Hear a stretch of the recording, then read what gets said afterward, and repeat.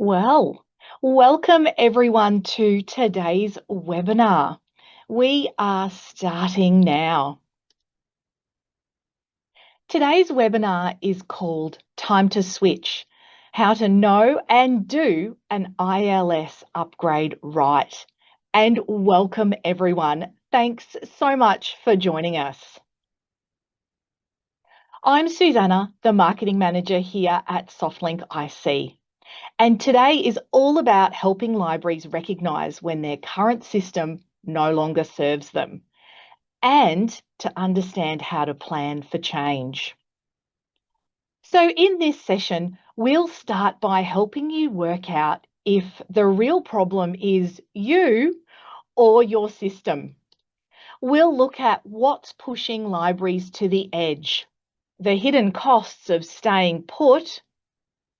You'll see what to consider before making a move, who to involve, and how the change process really works.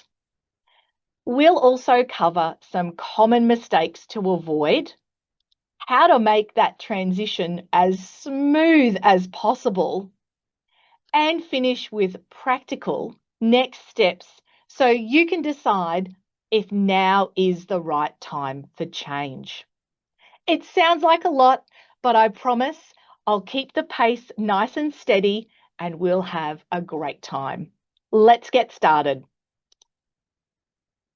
Today is all about building clarity and confidence around why and probably more importantly, how to make a change to your library system. If your current system feels more of a barrier than a tool, this webinar is for you. Whether you're frustrated daily or just starting to question your system, this session is guaranteed to get you thinking. Now, we speak to libraries every week that feel stuck. Clunky systems, poor support, endless workarounds. It's a lot more common than you'd think. They put up with workarounds. They put up with outdated interfaces, poor vendor support, and not because they want to, but because they think that the change will be harder. I'm going to share some recent examples which really highlighted to me how frustrated some of our prospective customers are. When we're out there talking to our prospective customers, we hear all sorts of things, including stuff like this. So their corporate library, the outdated and clunky interface left staff hesitant to share it. Honestly, it was actually too embarrassing to share. Usage was low, let's assume pretty much non-existent. And so therefore discovery of their resources was also non-existent. What a way to absolutely hide some of your greatest gems. Now, it's tricky here because being able to access great support from your vendor for your library management system lets you solve problems you're having, for sure. But the other great thing is that great support from your vendor helps you learn so much more about your system, new ways of doing things, and new features that have dropped. So you can imagine how disheartened we are to hear that when support requests become the last resort, we really feel bad for them. Responses are slow and generic, so why would you go back? And lastly, who has time for this? Your current library management system only holds print records. Digital resources sit somewhere else in a separate silo, databases somewhere else again. So that lack of integration makes centralized reporting near on impossible. How are you going to demonstrate activity, let alone the value that your library system brings? Do any of these sound familiar on the screen right now? Workarounds, outdated user interfaces, and vendor silence are common triggers that get people thinking about change. Things like long support delays, clunky staff workflows, and no digital analytics. These might be some signs it's time. You're using Excel for core tasks, your users are complaining, and the vendors are unresponsive. Outgrowing your system isn't a failure. I can't stress that enough. It's actually a sign of progress. Your library is evolving. Your systems should too. Now, I know not changing feels safe, but one of my first challenges today is thinking about the hidden costs that it comes with. I get it. Not changing is the safe option, but it does come with hidden costs. They include time, money, and morale. So, what are some of the hidden costs of not making a change? Well, top of my list would have to be a security or compliance risk, or both. Legacy systems present a security and a compliance risk for things like data breaches, outages, or other system vulnerabilities. What about the opportunity cost? Wasted time, lost efficiency, missed funding, or visibility within your broader organisation. There's also a technical debt to pay. Things like patches, workarounds, or unsupported features. Another hidden cost, and probably the last one, decreasing stakeholder trust or satisfaction. How do you get that usage up if there's no trust in the system? To use a bit of an analogy, it's like a leaking roof. It's fine until it rains. Now, obviously, there are costs to moving to a new library management system. But one of my other challenges for you today would to maybe start wondering, what's it actually costing you to stay with your existing solution? So before we move on, we've sort of dived right into the deep end here. We've asked, is it you or your system? What's pushing libraries to the edge? And I've asked you to remember that outgrowing your system is a sign that your library is evolving. We also touched on those hidden costs. So let's now see how you can set the foundation for a successful transition.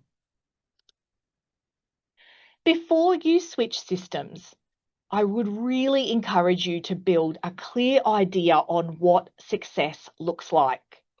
Now, changing systems isn't just about features. It's about people, processes, and planning.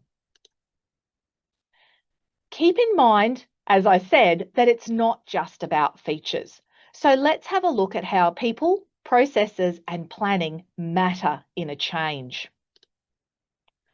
Talk to your staff when you're gathering requirements for your new proposed system. Talk to your power users. Capture what really matters day to day. Map your workflows and consider where you want to go, not just what's currently broken. Don't just think about what's broken. Think about where your library wants to go next and how it aligns with that broader corporate strategic focus. Adding a future focus to your planning will make a huge difference when you're ready to switch. Think about the system that you want for tomorrow, not just today. Some people will be excited. Others will be quietly dreading it. That's all totally normal. But you will need to think about staff readiness for the change ahead. Now, I'm pretty sure I could dedicate an entire webinar to data, migrating it, cleaning it up, and getting it ready. We've seen a lot when it comes to data migration. And I'm just going to leave you with this thought. If you've got 10 years of legacy records with inconsistent fields, now is the time to clean house. Break it up, make it manageable is possible to do.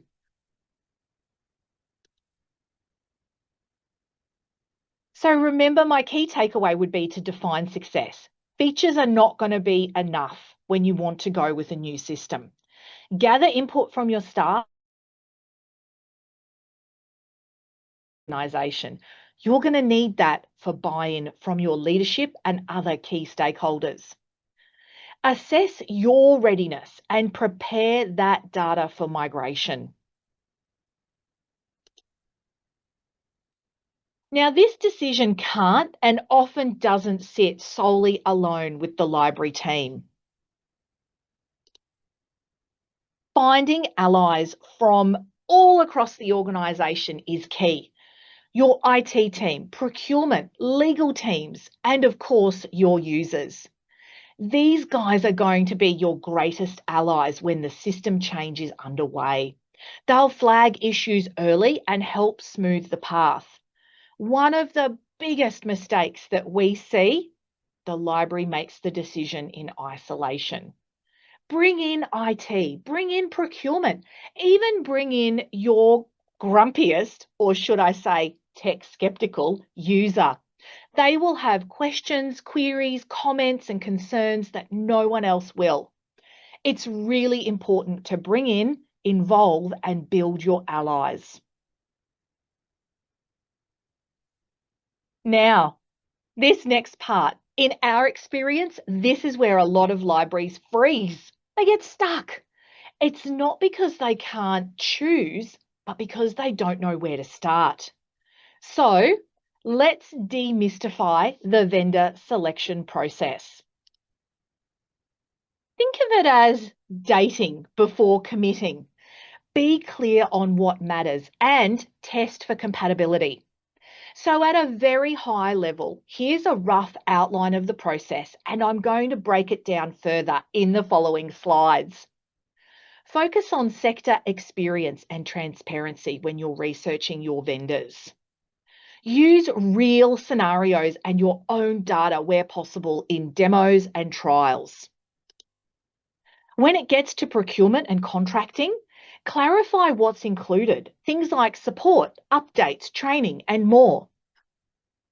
And when it comes to implementing that shiny brand new system of yours, plan it with phases, milestones, and regular check-ins. Now, I promised more detail, so let's dive in. So step 1, vendor research. Like Googling your symptoms when you're not feeling well, Google isn't always your friend. So don't just Google the best library system. Shortlist vendors with proven experience in corporate, law, government, or research libraries, whatever sector you're currently working in. And as you're doing this, think about, do they understand your workflows? Can they handle your compliance needs? Look for openness about pricing, timelines, and capabilities. We don't want any vague promises being delivered this early on in the piece. Now, as we go through the next 3 steps, I'm going to highlight some red flags that you should be on the lookout for at each stage of this process. Now, our first red flag is if you can't find customer stories or direct references in your sector, think about this vendor. You might still want to consider them, but maybe they're not going to be in your top 3 or top 5. Let's move on to step 2, demos and trials. Whenever you're working with a vendor about demos or trials, bring real examples. We love them. A complex search or a messy legacy record that you want to update. While you're seeing this demo or trial underway, have a look not just at that feature, but how easy it is for a non-technical user to perform that particular task. Get staff involved in the trials. They'll notice friction points that you might miss. Now, remember I was going to raise a couple of red flags at each step? This is my red flag for this particular step. Vendors avoiding showing everyday workflows. That's definitely a red flag for us. Step 3, procurement. At this stage of the process, you'll want to spell out exactly what's included. So when it talks about support, what hours are they available? What do the response times look like? What's an escalation process for support issues I need clarification or resolution on? Updates and upgrades, sure, but are they included or do they come with a fee? Training. This is huge. When we talk about training in the procurement or contracting stage, is it initial training or ongoing training? What does it look like? How much do I get? All great things to consider at this particular step. Now, I've got a little added bonus here. For procurement, for say corporate or government clients, make sure the clauses cover things like data ownership or exit conditions. This is going to be really important. Not that you want to think about breaking up or leaving. Nobody wants to go into a relationship with that sort of mindset, but it's still good to know what you're up for. And that brings me to my red flag for step 3. Contracts that make leaving painful or expensive, a definite red flag. And lastly, step 4, implementation. At this particular stage, you want to see the whole project broken down into centralized, clear phases. You want a project kickoff and requirements review stage. You want to know exactly when and how data migration, testing, and cleanup is going to occur. You want to be very clear on system configuration and integrations. You want to know what staff training and pilot testing is going to look like. And you also want to know, the most exciting bit of all, what does launch look like and what is the post-live review going to be? The best way to make sure that this stays on track and you both get everything you need out of it is to have weekly or fortnightly check-ins with the vendor to catch any issues nice and early. A red flag at this stage? Well, my last one, shifting timelines with no clear responsibility. It just makes it so messy.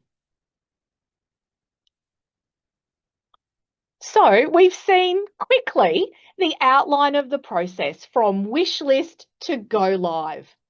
Research your vendors. Make sure it's relevant to your sector. In your demos and your trials, use real data. Procurement and contracting, know what you're getting yourself into. And implementation, understand the plan. It's going to be your best bet for success. We're moving at quite a clip now, so let's make sure that we take some time to know what not to do. Let me save you some headaches here. Here is what we've seen others go through. Here's what to avoid. Choosing features that only serve your current pain points without considering future growth or changes. Basing requirements on your old or current system, what it did or didn't do, instead of what your library needs to do next. Overlooking long-term support and ignoring the importance of training, updates, and vendor partnerships beyond go live. Don't do these things. You'll be sad. We'll all be sadder for a very long time to come. Change doesn't have to be painful. It just has to be planned. If you plan for the people, not just the tech, the best transitions we've seen are realistic, human-centered, and well communicated. So, how can you do this? Well, keep a couple of things in mind. Use champions to communicate early and also train strategically. Communicate early and often. Deliver targeted role-specific training. Use super users or department champions and build a simple but clear timeline. Now, before we wrap up today, let's have a bit of fun. Let's see how your current system stacks up, or how you think it stacks up. So as we go through each of these, mentally tick off the boxes. Use your fingers, grab a pen, make some marks on a piece of paper, whatever works. Keep it simple. It's not going to be tricky. Be honest, and if you find yourself checking 5 or more, it might be time to start thinking about a change. Let's get started. So broadly, under the group of system limitations, how many of these can you check off? Is it updated and supported, your current system? Is it missing or hard to use key features? Is it an outdated interface? Well, does it integrate with other tools or systems? What's your reporting like? Is it slow or poor? Have you got a mobile-friendly option? How many have you got so far? Let's move on to the next one. Operational issues. Have you got staff relying on workarounds or manual fixes? What about digital content growth? Is that something you're struggling with? How long does troubleshooting take? Do you have downtimes? Or do errors disrupt your service? How many of those can you check off? A strategic misalignment. How far does your library management system go to supporting strategic goals within your broader organisation? Things like digital first, accessibility, remote access, that sort of stuff. Can you scale or customise the system easily? And what about your users or borrowers, patrons who are currently in the system?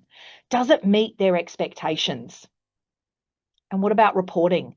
Are you getting the insights from the data that you really need to tell the story about your system? And what about within your organisation? Are staff currently frustrated with the system? Is the team open to change if it's supported? And is leadership looking for some sort of improvement? So how did you go? Now, the great news is we'll include one of these as part of the links with our recording for this webinar. So don't worry if you missed it, there'll be a checklist for you. So how many ticks did you get? So 0 to 4, you might be fine for now. Probably a good idea to review annually. So keep that checklist handy. 5 to 8 ticks. Remember what I said, if you've got at least 5, it might be time to have a look at some new options. 9 or more, you're definitely overdue for a change. So start planning.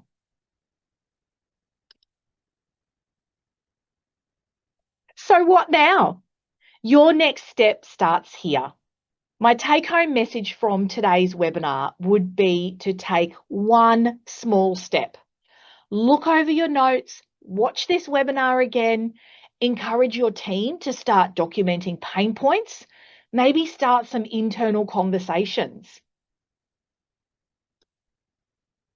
If you recognised even one pain point today, it might be time to evaluate your options. Remember, we'll send through that very handy self-assessment checklist with this recording. Go on, fill it in. It is 5 minutes well spent. If anything resonated today, it might be time to rethink your library system. Today, we've gone from spotting the signs, knowing your system's holding you back, through to planning and avoiding rookie mistakes, to making a smooth switch that works for your people. So now I guess it's over to you. Decide if it is time to act. Thank you so much for joining me today. I've really enjoyed sharing this with you. We hope to see you at our next webinar. And of course, if we can help at all, you can scan the code on the screen now and get in touch with us. Thanks again for joining us. See you again soon.